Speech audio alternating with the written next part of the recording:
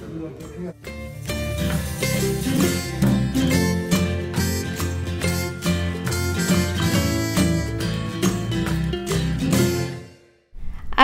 আলাইকুম, আশা করি সবাই ভালো আছেন।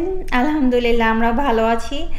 আমি বর্ণি আমেরিকা থেকে হাজির হয়েছে আপনাদের মাঝে আমাদের কুরবানির ঈদের দিনের ভিডিওটি নিয়ে। যদি ঈদ চলে গেছে অনেক দিন, তারপর এটা যেহেতু ঈদের দিনের ভিডিও, পৃথিবীর যেখান থেকে আমরা আজকের ভিডিওটি আপনারা দেখছেন, আমার প্রিয় ভিউয়ার্সরা, আপনাদের সবাইকে লেট ঈদ মোবারক।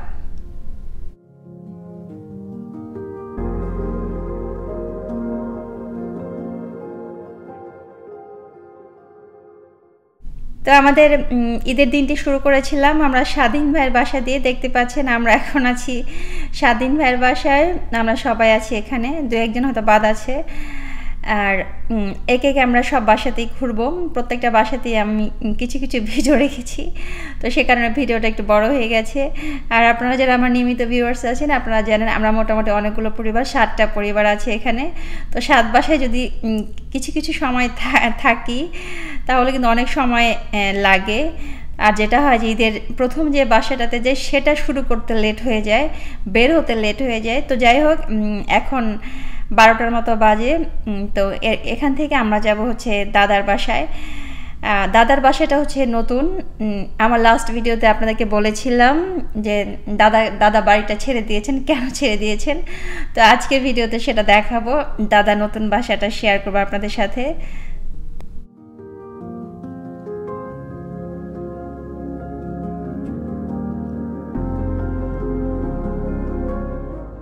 এই তো খাওয়া দাওয়া চলছে বলতে খাওয়া দাওয়া অনেকটাই শেষের দিকে, কারণ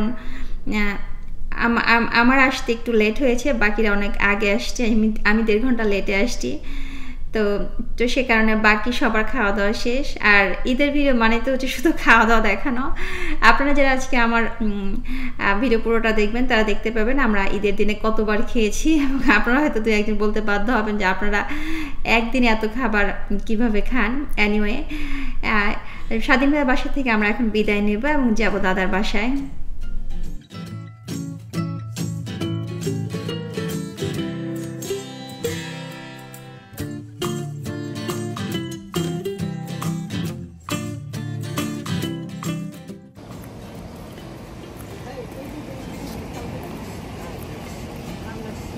আকাশ দেখা হবে আমাদের বাসায়। হ্যাঁ,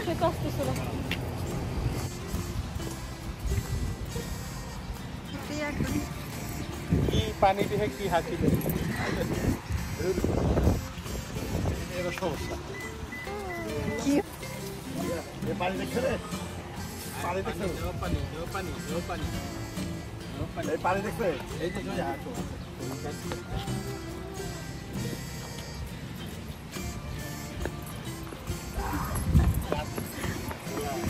তো পাশেই হচ্ছে সুইমিং পুল, দেখতে পাচ্ছেন পারিসে সে ভীষণ দৌড় দিয়েছে, কারণ সুইমিং পুল, লেক বা খালাখন্দ পুকুর যেটা সে দেখুক না কেন, পানি দেখলে তার মাথা নষ্ট, তাকে সেখানে নামতে হবে। এ কারণে এরকম সুইমিং পুলের পাশে যে একটু পিকনিক করবো বা লেকের পাশে পিকনিক করবো সেটা টাফ হয়ে গেছে ওকে নিয়ে। এবং ফিশিংও করা যায় না, কারণ ওকে ধরার জন্য ছেলে মানুষ দরকার, আমি পারি না, কারণ এত মানে পানিতে নামার এত এগ্রেসিভ হয়ে যায় যে ওকে ধরে রাখা কঠিন হয়ে যায়। যাই হোক, হারুন ভাই কোনো রকম ধরে নিয়ে আসছে। আমরা এখন রওনা হবো দাদার বাসায়। আর বাসাটা খুবই কাছে, এখান থেকে 3-4 মিনিটের মতো লাগে, ঠিক রাস্তার এপাশ ওপাশ। তো ফিরে আসছি দাদার বাসায় ভিডিও নিয়ে।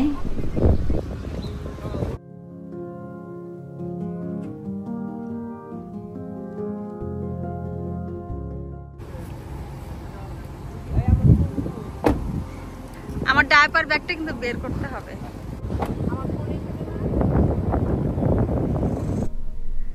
এই তো চলে আসছি দাদা নতুন বাসায়। আজকে প্রথমবার আমার ইউটিউব চ্যানেলে দাদা নতুন বাসাটা দেখাচ্ছি, কারণ ঈদের মাত্র 1 সপ্তাহ আগে ওনারা এই বাসায় এসছেন। তো এরপর আর আসার সুযোগ হয়নি, আজকে প্রথমবার আসলাম এবং প্রথমবারও ভিডিও করা।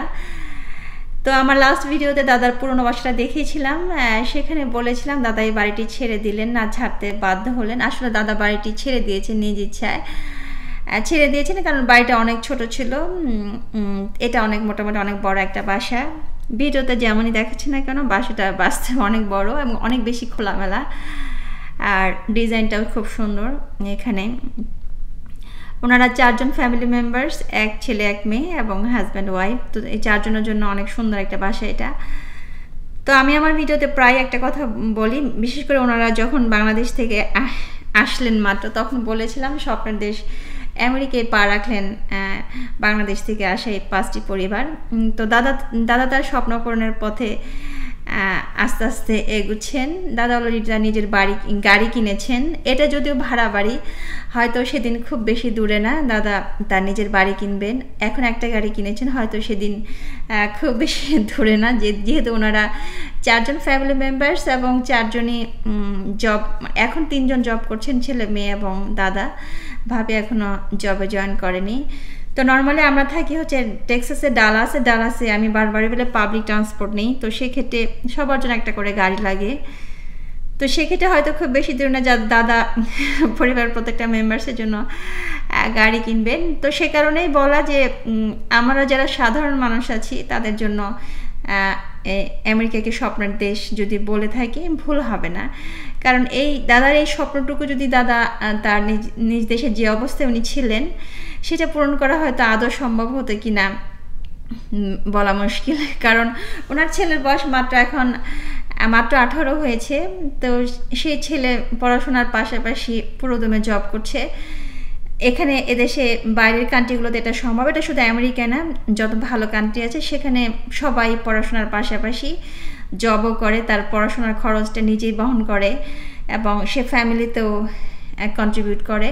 এবং দাদার ছেলেও সেটা করছে। এটা হয়তো আমাদের দেশে পসিবল ছিল না। হয়তো একটা যেটা হয় আমাদের দেশে ছেলে মেয়েদেরকে একদম শেষ অবধি পর্যন্ত খরচ দিতে হয় এবং তারপর জব নিয়ে একটা টানা হেঁচড়া তো থেকেই যায়। তো সেখান থেকে মুক্তি মিলেছে।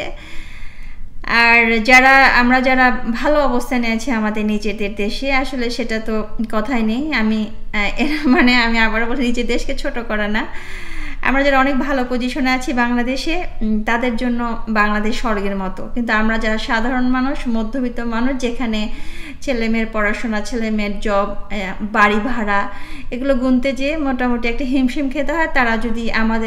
তাদের যদি সুযোগ থাকে কোনো ভালো কান্ট্রিতে যাওয়ার, তাহলে আমার মনে হয় সুযোগটা কাজে লাগানো উচিত। তো আমার হাজব্যান্ডদের ভাই বোনদের সেই সুযোগটা হয়েছে এবং তারা একটা ভালো একটা দেশে আসছে এবং স্বপ্ন পূরণের পথে এগুচ্ছে এবং দাদা অনেকটাই সফল সেক্ষেত্রে বলা যেতে পারে।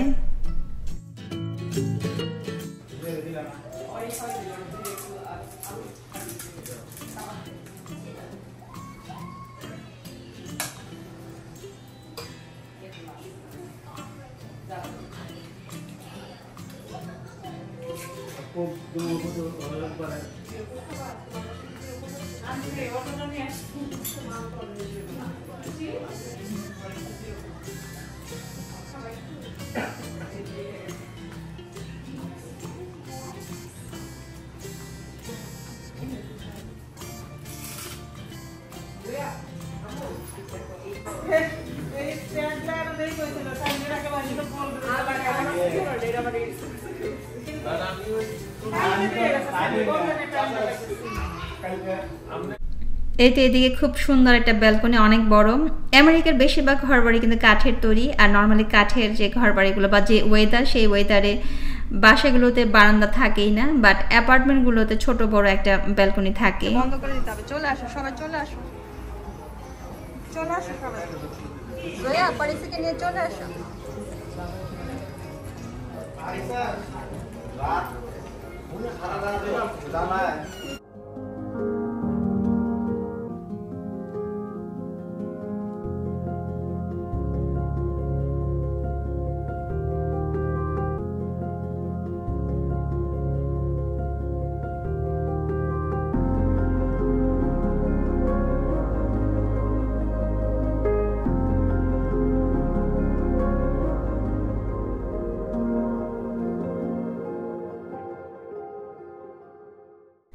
এই তো দাদার বাসায় আমাদের ঈদের দিনের দ্বিতীয়বারের মতো খাওয়া দাওয়া চলছে।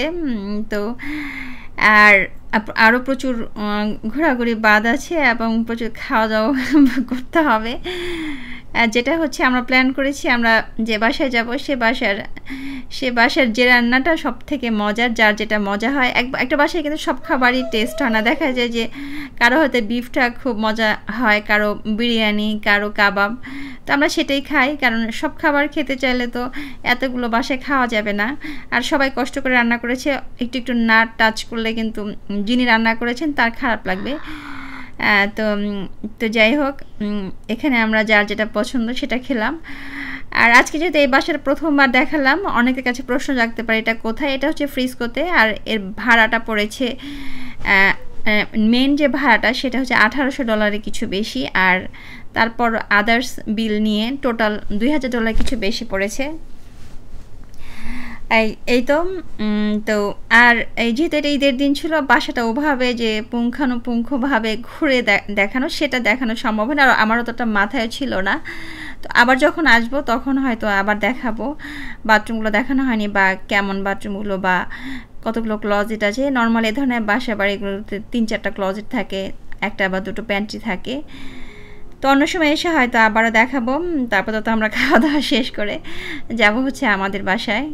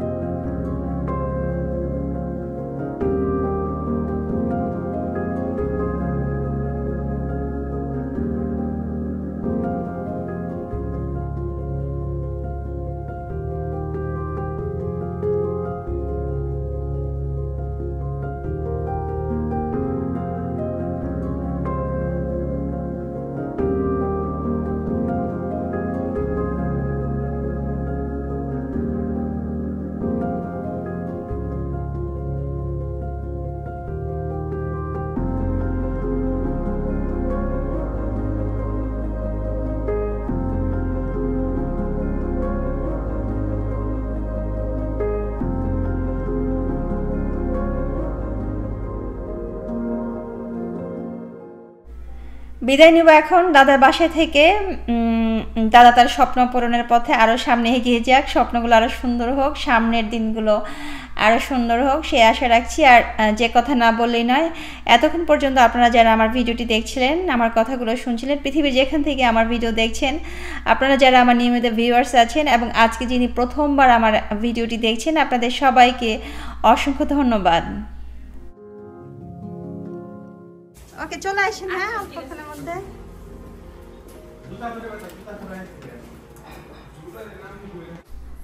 তো আজকে যিনি প্রথমবার আমার ভিডিওটি দেখছেন তাকে বলছি, আমরা চলে আসছি এখন আমাদের বাসায়। এটা হচ্ছে প্ল্যানোতে। তো কেমন ছিল ঈদের দিনটি আমাদের বাসায় সবাইকে সাথে নিয়ে, সেটা শেয়ার করতে যাচ্ছি আপনাদের সবার সাথে। তো ঈদের দিনের তৃতীয়বার তো খাওয়া দাওয়া চলবে এখন আমাদের বাসায়। কেন মা ঘেমে গেছে মাটা? মুখে কি এগুলো? দেখি চুড়ি, দেখি চুড়ি, এখনো চুড়ি পরে আছে তুমি মা?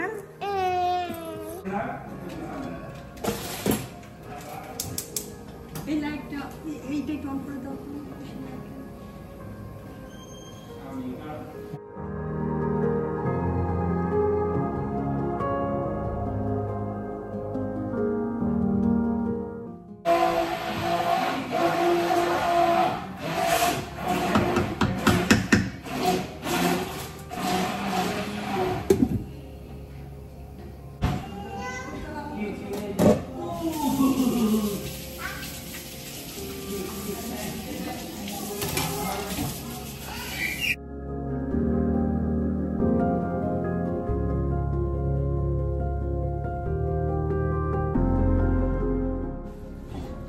আরেকটার মধ্যে কি দিব? শসা? হ্যাঁ, টক করো তাহলে।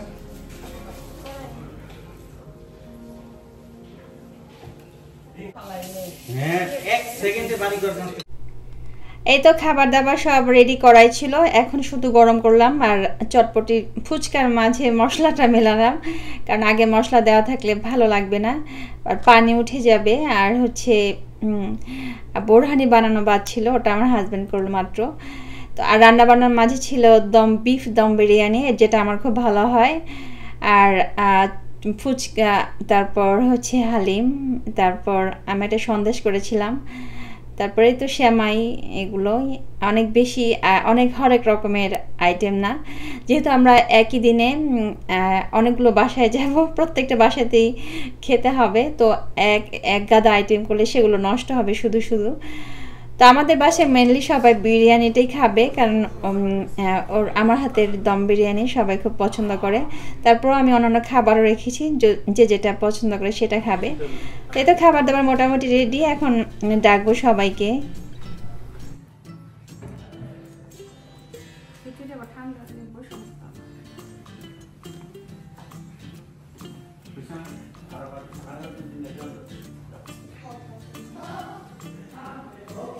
ওকে অ্যাড্রেস পাইছে তো, তাই না? অ্যাড্রেস হ্যাঁ পাঠাইছি, তারপরে কল দিয়ে জিজ্ঞেস করি ও কোন অ্যাড্রেস ভাবে। হ্যাঁ জিজ্ঞেস করো, ও হয়তো হ্যাঁ যে না পাইছে, ও লিখছে তোমারটাও দাও, হা দস্তি ভুলে যায় কে অ্যাড্রেস ভুলে যায়। হোল্ড অন, ছোট ভাই ছোট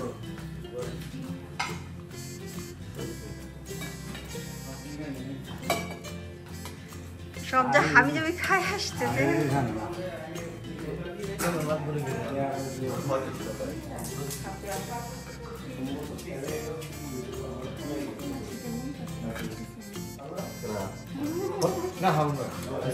অসীম ভাই আসেন, রনি ওনাদেরকে আসতে বলো, অসীম ভাইদেরকে আসতে বলো।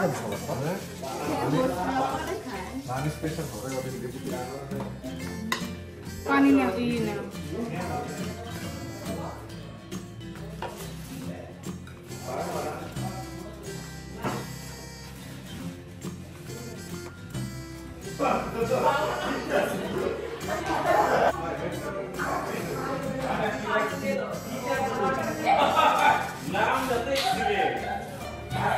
বিরিয়ানি সুন্দর অনেক খাইতে পারি না। ওই যে বল আমি এটা হালিম, হালিম হালিম এখানে পাঁচ নিয়ে কি খাবা? আপু যাবে না আমু ফুচকা ফুচকা। এই তো তৃতীয়বারের মতো খাওয়া দাওয়া চলছে।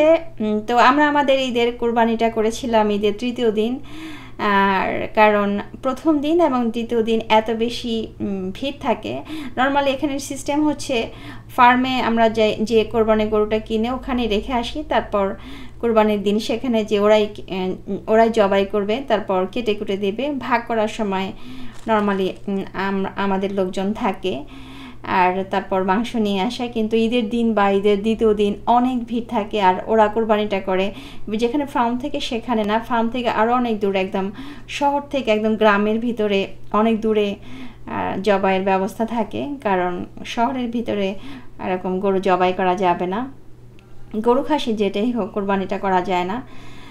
তো সেক্ষেত্রে যেতে আসতে অনেক সময় লেগে যায়। আর এত ভিড় থাকার কারণে, কারণ অনেক বেশি ফার্ম তো নেই, এত বেশি ভিড় থাকার কারণে দেখা যায় যে টাইমটা ঠিক থাকে না। যদি বলে 8টায় কোরবানি হবে, সেটা হয়তো দুপুর হয়ে গেছে বা দুপুর গড়িয়ে বিকেল হয়ে গেছে, পুরো ঈদের দিনটাই নষ্ট হয়ে যায়।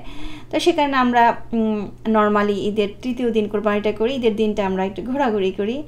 এতে দেখা যায় ঘোরাঘুরি হলো, আবার রিল্যাক্সে কোরবানিটাও করা গেল। তো আলহামদুলিল্লাহ খুব ভালোভাবে সম্পন্ন হয়েছিল আমাদের এবারের ঈদের কোরবানিটা।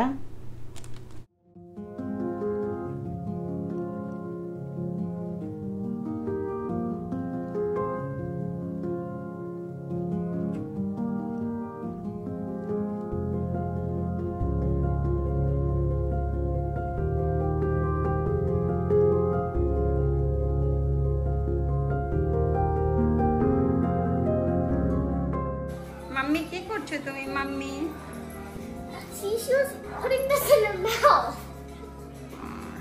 That's what she was doing. I know. I just saw because she's trying to not lay on her.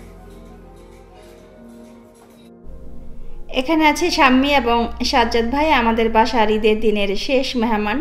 আরও কিছু মেহমানদের আসতে বলেছিলাম, বাট সবারই যেহেতু ঈদের দিনে অনেক দাওয়াত থাকে, কোন বাসায় রেখে কোন বাসায় যাবে, আর আমাদেরও অনেক ইনভাইট করেছিল, আমরাও সেখানে যেতে পারিনি, কারণ আমাদের নিজেদের যে ভাই বোন আছে সেগুলো যেতে যেতেই সময় শেষ হয়ে যাবে। তো যাই হোক, এতক্ষণ পর্যন্ত যারা আমাদের বাসায় ঈদের দিনের ভিডিওটি দেখছিলেন আপনাদের সবাইকে অসংখ্য ধন্যবাদ। এরপর আমরা বের হব এবং যাব হচ্ছে ওয়াইলিতে, সেখানে রোজিয়াপুর বাসা এবং তারপর স্যান্ডির বাসা। তো রোজিয়াপুর বাসার ভিডিও নিয়ে কিছুক্ষণ আমাদের ফিরছি আবার। মানে এরকম নরম থাকবে, হয়ে গেছে তো ভালো মেহেদি ভালো থাকে।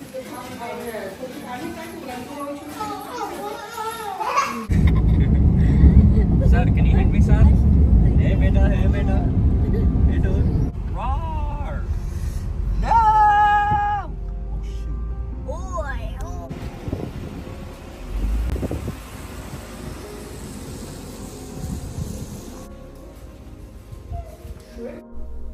এই তো দেখতে পাচ্ছেন আমরা সবাই এখন আছি ওয়াইলিতে রোজিয়াপুর বাসায়। এখানে আবার দেখতে পাচ্ছি খাওয়া দাওয়া চলছে অলরেডি, ঈদের চতুর্থবারের মতো খাওয়া দাওয়া শুরু হয়ে গেছে। আমরা আসলাম মাত্র, বাকিরা আরও 1-1.5 ঘন্টা আগে চলে আসছে, তো সে কারণে তারা অলরেডি খাওয়া দাওয়া শুরু করে দিয়েছে। আমার যেহেতু ছোট বাচ্চা সে কারণে আসতে একটু লেট হয়ে যায়। দেখা যাচ্ছে পারিসাকে আবার একটু খাওয়ালাম বাসায় থেকে, তারপর আসছি এখানে।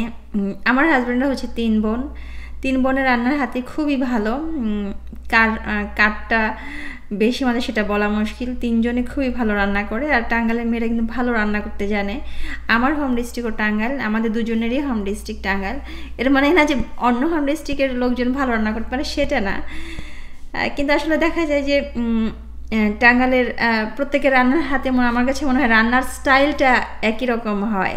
যেমন আমি যখন এই মাছের রান্নার কোনো ভিডিও আমার ইউটিউবে দেওয়া হয় তখন অনেকে যেটা প্রশ্ন বলেন বারবার যে মাছ ভেজে কেন রান্না করলেন না, মানে এটা অনেকের কাছে হয়তো অবাক লাগে, কারণ অন্য ডিস্ট্রিক্টের লোকজন হয়তো মাছ ভাজা রান্না করাটা হয়তো তাদের কাছে মনে হয় কাঁচা মাছ কেন রান্না করছে, কিন্তু আমরা যারা টাঙ্গাইলের লোকজন এরা কিন্তু মাছ কখনো ভেজে রান্না করি না। এটা রেয়ার যে মাছ ভেজে তারপর রান্না করা হয়। তো একই হোম ডিস্ট্রিক্ট হওয়ার কারণে খাবার দাবার সব কিছুর খাবারের স্টাইলটা একই রকম, রান্নার স্টাইলটা মোটামুটি একই রকম। এই তো আমরাও আবার একটু খাবো। আপু এখানে অনেক কিছু করেছে, আমি এখানে একটু ছবি উঠাতে বলেছি যে এখানে ভিউটা খুব সুন্দর। আপু খুব সুন্দর একটা ব্যালকনি আছে।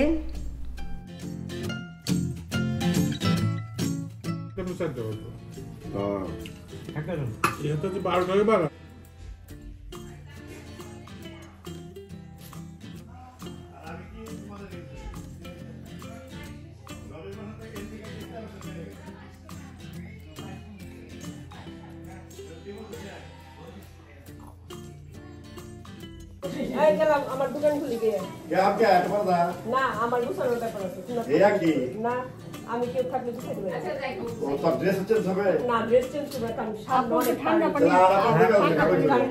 আপু ফ্রিজে কি ঠান্ডা পানি আছে? আমি ঠান্ডা পানি দাও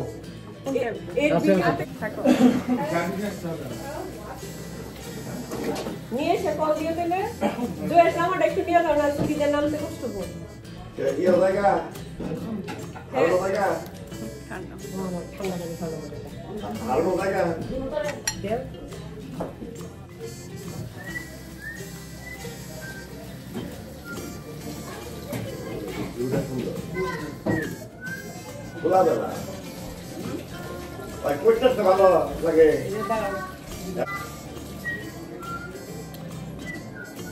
কর্ম খুব ভালো হয়েছে,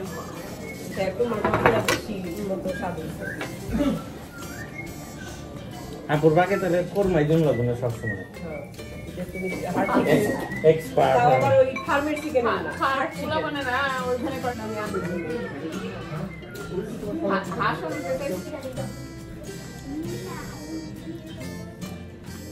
এই যারা কেমন আছো?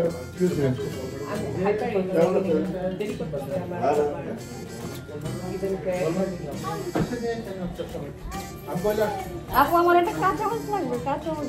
আরে তোমার ফরমাইশ এটা ডবল করে দাও। পাগল হয়ে গেছে ফরমাইশ খেতে খেতে সারা একটা তো আমি এদিকে কেমন আছে? ওটার ওভার থাকলে 3 জন ধরেন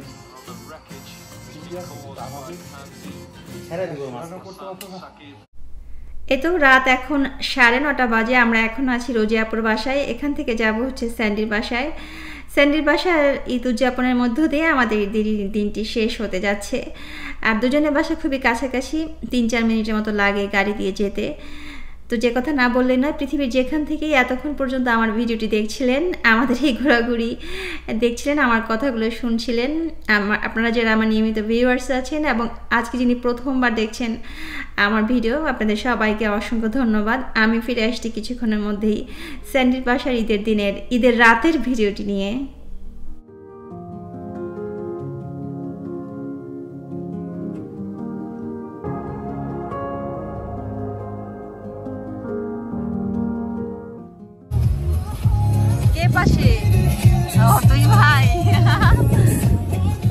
ওরা হচ্ছে রোজিয়াপুর 2 রাজপুত্র, আকাশ এবং আপন। দেখি অন্য গাড়িতে কে আছে, দেখি এই গাড়িতে কে আছে, দেখে আসি।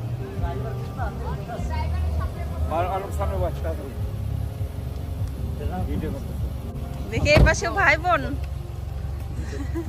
ওরা হচ্ছে বাপ্পি ভাইয়ের একমাত্র রাজকন্যা এবং রাজপুত্র। তো আরো গাড়ি আছে, সামনে দেখি কে আছে। Bye.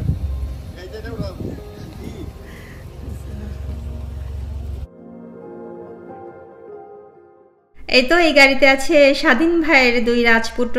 আপনাদের মাঝে অনেকেই জানতে চেয়েছিলেন যে আমি যেন ফ্যামিলি ওয়াইজ সবাইকে দেখাই। আসলে বুঝতে পারি না কার বাচ্চা কোনটা। আসলে যখন ভিডিও করি সবাই যখন একটা হই, এটা হট্টগোল লেগে যায়, মানে ওই সুযোগটা হয় না যে সবাইকে ফ্যামিলি ওয়াইজ দাঁড় করাবো। তো কোনো এক সময় সেটা করব আবার। আজকে এমনি বাচ্চাদেরকে একটু দেখালাম। তো আমরা যাচ্ছি স্যান্ডির বাসায়।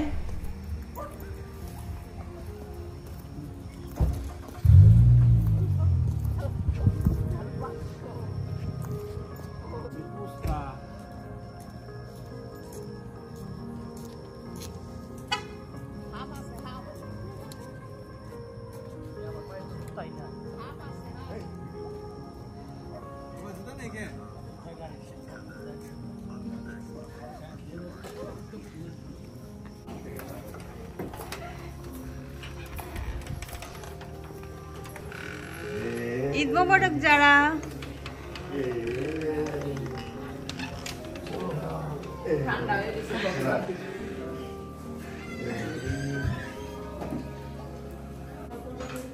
তোমরা আসছিল কখন? কেমন? ওরা তো আসছে, ভিডিও করে নিয়ে তারপর তোমাদের ফোন দেখবে। আর তোমাদের বলছে 1 ঘন্টা তুমি সুন্দর ভিডিও করো, ছবি তো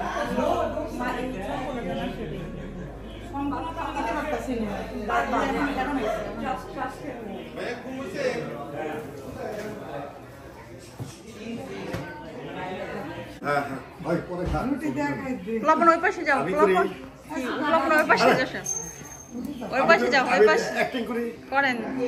আবার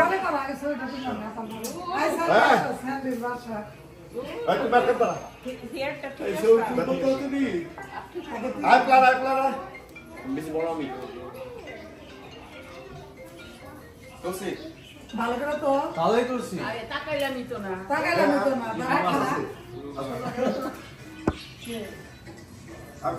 আর ফোন দিছে আলা দূর সরা ঠিক লাগে।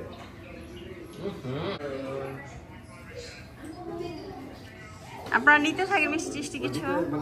পার্টি সারা নিব।